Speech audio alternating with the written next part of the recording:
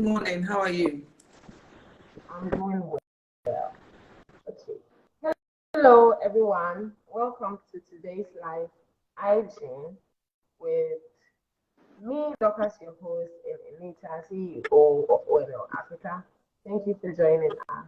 Today, we are talking about how to attract workers with little or no money. Hello, Anita. You are welcome to today's discussion. Thank you. Let's go into. Okay. Why is attracting and retaining talent important? Okay, wow. So any company or business owner who gets to the point where they have to hire people to their business, or businesses that have to hire people into the business to do various jobs, you need to make sure that you're hiring the right people into those roles. So the right people means that you are able to achieve whatever your business objectives or vision or mission is. The wrong people makes it very difficult. So most of the time, businesses or business owners are trying to find the right people to come into their businesses to help them achieve the goals that they've set for that business. So that's very important. The right people are very important to every business, from those self-employed entrepreneurs to establish, large businesses. Okay, so today we are talking about how to attract workers with little or no money. What do you think are some of the strategies employers can put in place for drawing in workers with little or no money? Okay, so if we start with little money, at the end of the day, it's if when you move to the point where you want to hire people, you are going to need some money.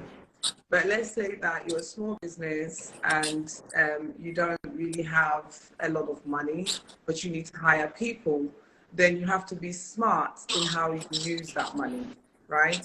So by this I mean, so let's say, for example, you need 2 full-time people. Let's say, for example, that's the sales and the marketing person, but you can only really afford one of them. One way of doing it would be, if you need a two, because sales and marketing are important, would be to maybe take the 2 people on a job share, right? So you take them on part-time. So you split the salary that you would be paying for one for two, right? As a temporary fix, so maybe more money comes in, then you can take them on full-time. All right, so that's one way you can offer. You can do a job share or take people on part-time with the budget you have initially, and then you can increase to full-time employment when you have more money. The other way is that sometimes, if you want good talent, maybe the money you have cannot pay them for full-time, but you can pay them for part-time. So they may negotiate. So maybe the money you have for 5 days is not worth their while, but maybe for 3 days, they could take the job. You also have to have that flexibility to just go with that until you can afford them full-time. That's also there, right? The other ways as well is that you may have to consider commission and pay.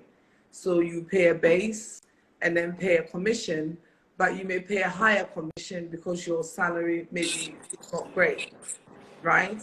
You can also, there's lots of different ways of doing it if you've got little money. The point is, you'll be paying the person something when you're using the commission model, and then you'll be paying them the rest of their salary, maybe based on what comes in. So that allows you to bring people on looking at it from that perspective. Sometimes where smaller businesses don't really have the fiscal cash, they sometimes also use products, right? So either they're paying the person with products, or they're giving the person products to sell and they're taking a higher percentage of it, and so on. They come to an arrangement. People also sometimes, as a temporary fix, may also offer some element of shares, right? So if you've got shares, it means you have a buying into the business. So it means, you know, they're not expecting to pay. You're supposed to help to bring in money, and then you pay yourself when money comes in. Have money. These are some of the things that you could think about if your money is low as a short, medium term. Where you have no money, so before I go on to having no money, you can also look at maybe using entry level staff at the beginning. So maybe graduates, you know, people who have maybe just finished, let's say in Ghana with the national service, outside maybe people who are doing internships or volunteering work. You can also look for those types of staff to fill in the gaps. Sometimes it's even better because you can develop them along your business, right? But when you don't have a lot of money, because they are entry level, they are still at the learning stage, you don't have to pay initially so much high salary. So that could be a start, and then you can increase their salaries as you go along. So that's that if you have little money. If you have no money, that's hard, right? Because nowadays it's very difficult to get people to work without any money, right? So in that instance, your options are a little bit more limited than when you have a little bit of money. So number one is either you're going to have to tap into friends and family time, which may not necessarily be conducive for your business, but if you don't have any money, you may not have any choice. And that may be a short term. So maybe someone can give you 5 hours here, or someone can give you 3 hours here, or you may use, you know, older. If you have children that are working age and so on, you may have to lean on friends and family if you have no money for their time. Number two, you may have to try at hiring people on commission only and then paying them when business comes in. You may be able to negotiate with someone, okay, I can't pay you monthly, but I can maybe pay you every 2 months. And that's based on, because maybe you know that every 2 months you're likely to get money, depending on the type of business, right? Depending on the type of business you're in. So sometimes you can negotiate with people to say, well, I'll pay you every 2 months or every quarter, based on maybe the business is going through difficulty, is a startup, or there's just no budget, but you need the person. So you sign an agreement, and you would pay them instead of the monthly or weekly or every fortnightly. You may agree every 2 months, every quarter, and that's also there where you have no money, right? It's getting someone who's going to agree to that. I mentioned with the little or no money, you can also use products that you are selling to also how do you call it, put again. So maybe you give them a higher percentage for whatever they sell, or you may, do you know what I'm saying? You may also have them, they may also say, okay, I can give you some of my time, right? Maybe 2 days of my time, 3 days of my time, so that I can work somewhere else and have the income. Then when you have the money, you pay me. So you don't have to exercise a lot of flexibility when you don't have a lot of money or no money to hire people.